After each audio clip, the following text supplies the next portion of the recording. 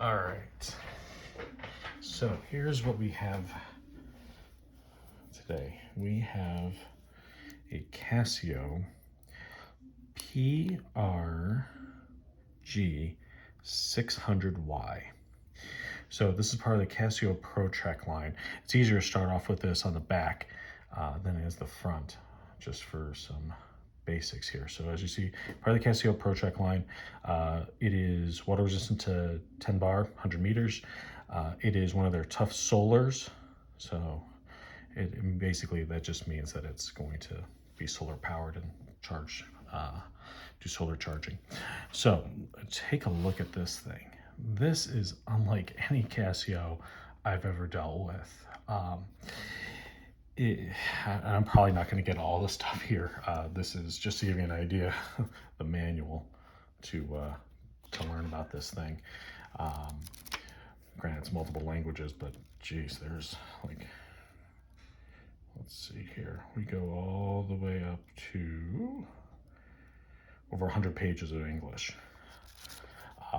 So it uses module 5497. And we're going to walk through those capabilities here real quick. It is a mineral crystal, which is nice to see in a watch like this. You don't have to worry about it shattering like sapphire could, but it's not as scratch resistant as we know. What's very interesting about this Casio is this actually has a screw down crown. So this crown actually screws down, and similar to how the crowns on Breitling Aerospace's work and other multifunction watches, the crown actually is a smart crown. So you can actually use it for different settings and things like that. So moving on here. So up in the upper left-hand corner, or I guess at 9 o'clock, you have your different modes that you can go through. So we'll go through those real quick. And again, I just got this, so I'm still working on it. But go ahead, we'll push the first one, and we'll go to the barometer. And what you can't really tell here in this particular case is if the hands are obscuring this LCD down here, when you push these buttons to get it, to get to a certain, what do you call it? To get to a certain function, if it's blocking it, the hands will move away temporarily so that you can actually see and use this. So it's really cool. So here, we're actually going to go, you can see the barometer here is a little graph, so we can see if there's any drops or anything like that. And we're at 29.3 inches at this point. So we'll go to the next one, and that goes to our temperature. And I've been wearing this, so it shows 89.2 degrees Fahrenheit. So we know that's not actually correct. With all these types of watches that you wear with temperature, you should really remove it and keep it off your body for probably about 10 minutes or so to get an accurate reading for the temperature, the ambient temperature. Recall, that has to do with keeping track of certain recorded functions. I don't use that, so like altimeter, things like that. Then you go and get into your stopwatch. So just like any other stopwatch, you press, you see it starts going. You can stop it, keep going, restart it, stop, and then up here, we'll reset it. So very cool. And then there's a timer.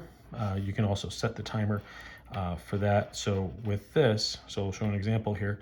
I'm going to unscrew the crown. You hear it pop. Now you pull out the crown, and now you see the hands now moved away and get out of the way for what I'm doing. So I'm going to set this actually to 3 minutes.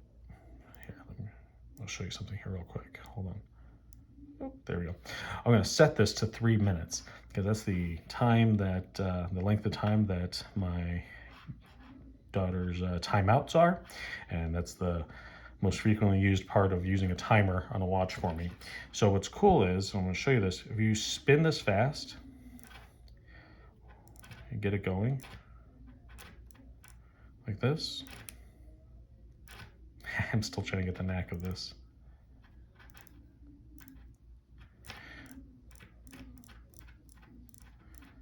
There we go. If you get it going fast, it'll start going on its own until you backspin it, and then it'll stop where you want to go. So there we go. So we're gonna go at 3 minutes. You can see now it went back to the correct time. And now I'm going to start the timer. Just like that. And we're going to leave it go for a little bit here. But in the meantime, I am going to reset the crown.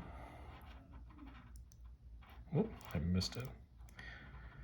Just like with the regular screw down crown, I always try and put a little backspin on it so as to not cross thread.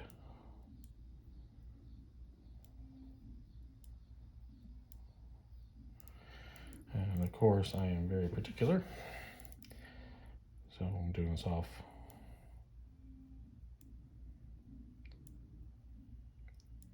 There we go. Yes, I am very particular. That should not surprise anyone watching this video. You guys know me too well.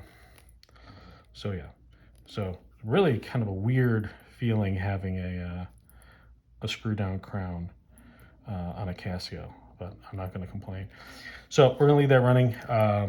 See, we're at just under 2 minutes for that. So we'll go to our next thing. We have an alarm.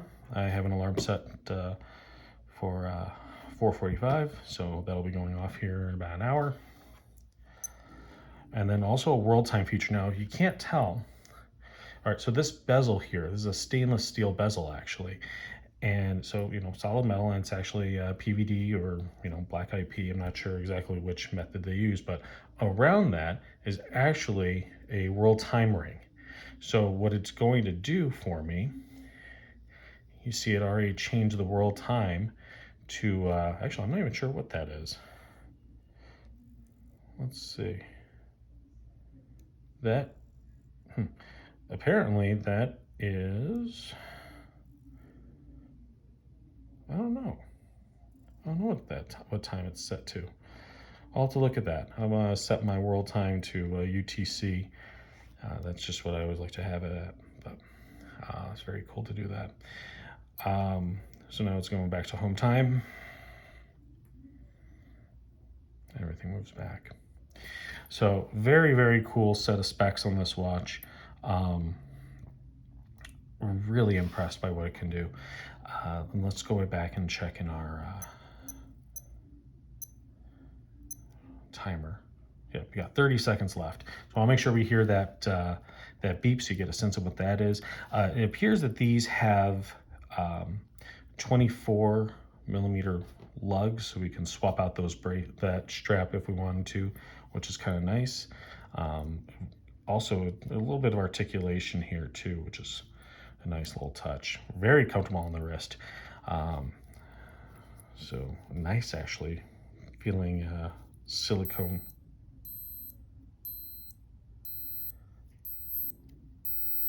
All right, so sounds good. So world time, actually that is set to UTC. And what I noticed there too, again, still learning, but what happens is the second hand will point to whichever city on the bezel indicates that particular time zone. So going back to that again, world time, pointing up at the top, that's UTC. And yeah, I'm thinking that is the correct time for UTC. So that is what's showing down here now is HT for home time. So it's almost 3:50 here in the Chicago time zone. And then it's, what is that? 5 hours later right now, because I think we're in daylight savings time. So technically I think UTC doesn't follow that. So yeah, very cool watch. Really think this is interesting. It's good size on the wrist for me. 7 3/4 inch wrist. Good presence, right amount of space for me. Here it is compared to a Garmin Instinct. This is much heavier than this. Lots of capabilities on this, but not solar. Heavily relies on the phone to do a lot of the things it does. But, you have added things like heart rate on this and, a number of things, moon phase, as dorky as that is. But yeah, really cool. and then we'll bring this back to home. And then also that H that appears there, you may or may not have seen that, that indicates the battery life right now. So it's fully charged, it's at high. I gotta draw attention to this because this is cool.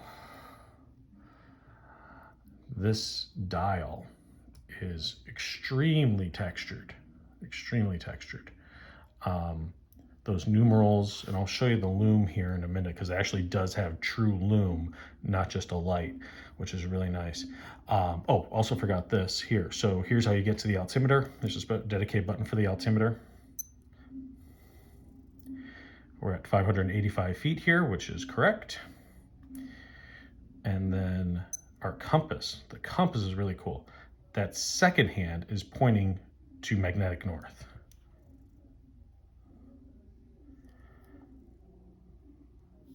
So you give it a minute to get caught up. And it's there. So very cool. Press this to get back home and you are set.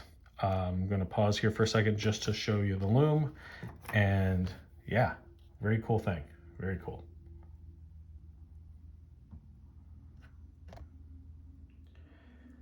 All right, so then here is the lume on the Casio PRG-600Y. This is real lume. I did not charge this or anything like that. As you can see, every index is illuminated. Even the second hand ticking away there has a little bit of lume on it as well.